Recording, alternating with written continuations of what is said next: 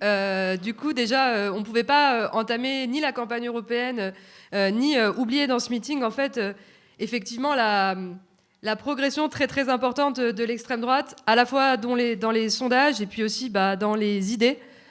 On voit dans les sondages qui sont faits un peu au niveau européen que les prévisions, en fait, pour les prochaines élections à venir, c'est quand même 25% de voix pour l'extrême droite dans toute l'Europe, quoi, dans les parlements européens, y compris dans des pays où l'extrême droite historiquement était en fait pas du tout, faisait pas du tout des bons scores, comme par exemple au Portugal, où ça a énormément progressé.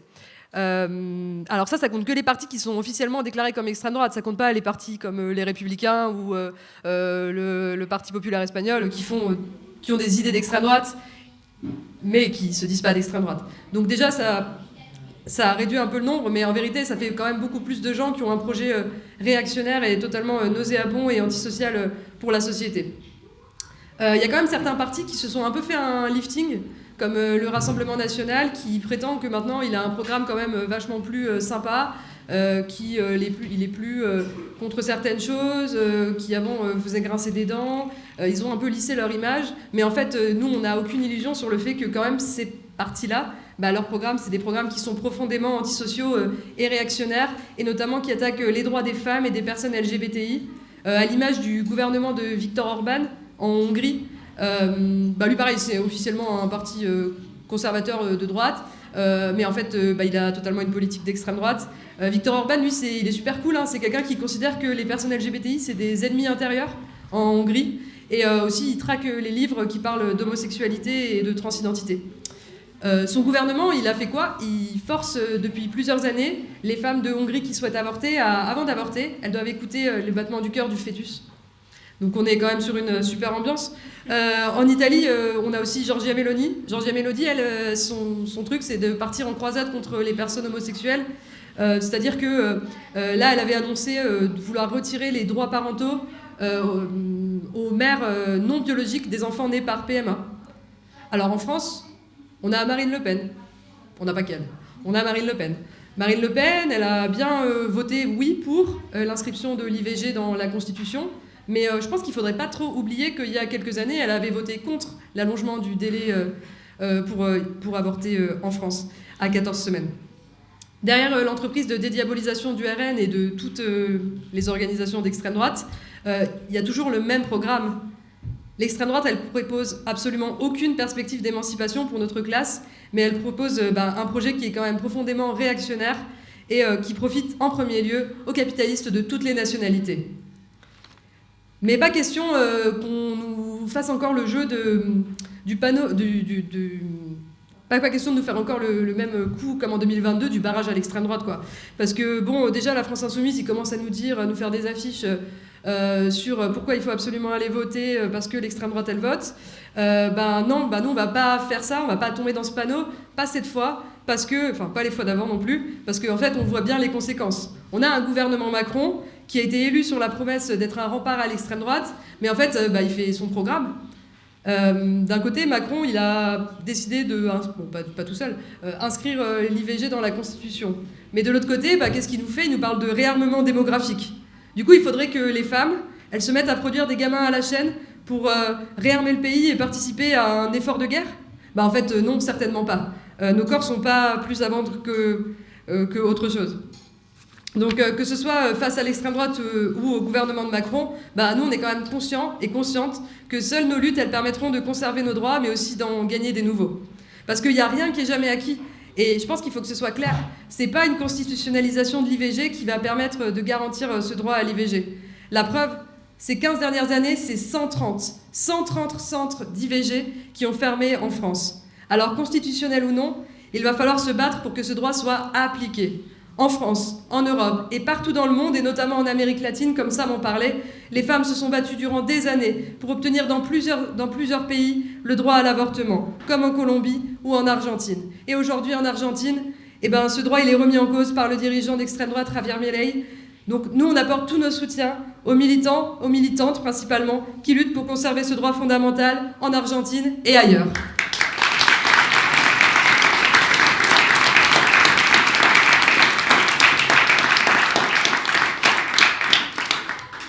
Mais l'extrême droite française et européenne, c'est pas son seul problème. Ce qu'elle fait aussi, c'est qu'elle agite le racisme, la xénophobie, le nationalisme, en se nourrissant de la misère qui ne cesse d'augmenter. Et cette misère, elle n'en fait pas porter la responsabilité aux vrais responsables. Elle n'en fait pas porter la responsabilité aux capitalistes, aux patrons, qui s'en mettent plein les poches pendant que les travailleurs sont dans la misère.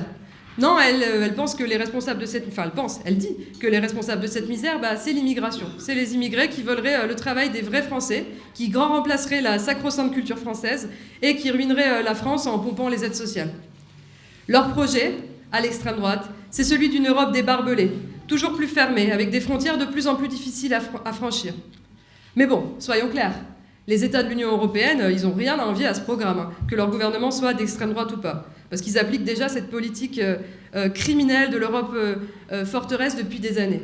Il faut savoir que depuis 2014, cette politique, elle a fait plus de 25 000 morts, 25 000 personnes migrantes qui ont cherché à rejoindre l'Europe, fuyant la guerre et la misère de leur pays. Guerre et misère souvent causées par les intérêts impérialistes européens et notamment ceux de la France.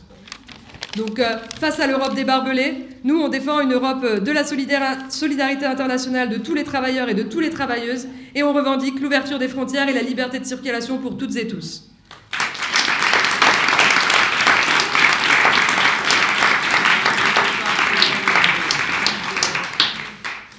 Il faut savoir qu'une fois que ces personnes migrantes elles sont arrivées en Europe, en fait elles n'en ont pas fini avec ce parcours du combattant. Ces personnes, elles doivent encore se battre face à la répression policière, au racisme d'État, au risque de placement en centre de rétention administratif, et surtout se battre face à la surexploitation par les patrons qui profitent de leur situation précaire pour toujours plus les exploiter. Le gouvernement Macron, faut dire qu'il a lui non plus rien à envier au programme des partis d'extrême droite. Il a quand même bien voté main dans la main avec le Rassemblement national la nouvelle loi Asile-Immigration qui précarise toujours plus les personnes migrantes, avec notamment ce nouveau titre de séjour temporaire, qui rend encore plus malléable cette main-d'œuvre pour le patronat. Tant qu'on a besoin de toi, tu peux rester. Tu peux trimer. D'ailleurs, tu dois trimer, parce que si tu trimes pas, ça va pas. Mais une fois qu'on n'a plus besoin de toi, tu vas être considéré comme étant en situation irrégulière, tu vas recevoir une OQTF, tu vas être harcelé par la police, tu vas être placé en centre de rétention administratif et tu vas être renvoyé dans ton pays. C'est ça, en fait, la réalité du gouvernement Macron. C'est ça, le barrage à l'extrême droite. Mais c'est aussi le gouvernement Macron qui a lancé l'année dernière à Mayotte l'opération Wambushu pour expulser les personnes en situation irrégulière, détruire leurs habitations. Qu'est-ce qu'ils ont fait? Ils ont expulsé pêle-mêle des enfants, des personnes âgées, et le tout dans une violence qu'on a rarement vue, avec des tirs à balles réelles notamment. Aujourd'hui, Darmanin, il parle d'une deuxième opération Wambushu, parce que c'était pas assez la première. Et il parle aussi d'un nouveau truc, de faire une exception dans la Constitution pour supprimer le droit du sol à Mayotte. En gros, les enfants qui sont nés à Mayotte, si leurs parents ne sont pas français, ils ne seront pas français. Le RN, ça, il en rêvait. Et Macron, Darmanin, ils vont le faire. Donc face à ces attaques et aux lois racistes et antisociales, nous on l'affirme, régularisation immédiate de toutes et tous les sans-papiers et droit à des conditions de vie dignes pour toutes et tous.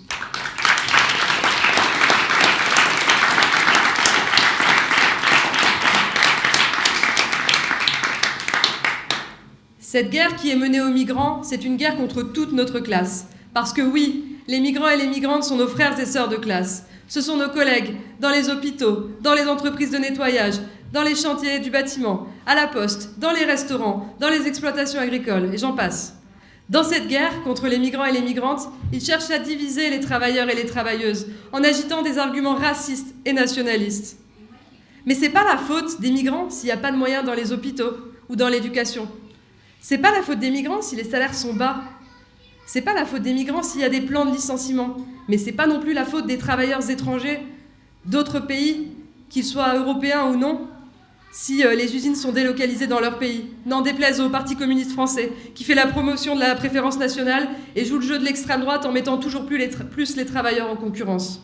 Non, c'est pas la faute des migrants, mais c'est bien la faute des capitalistes de tous les pays, qui sont bien main dans la main. Ils sont bien main dans la main, ils arrivent bien à se parler quand c'est pour nous exploiter toujours plus et augmenter leurs profits. Mais face à eux, on a une force. C'est notre nombre. Ensemble, on peut les faire reculer.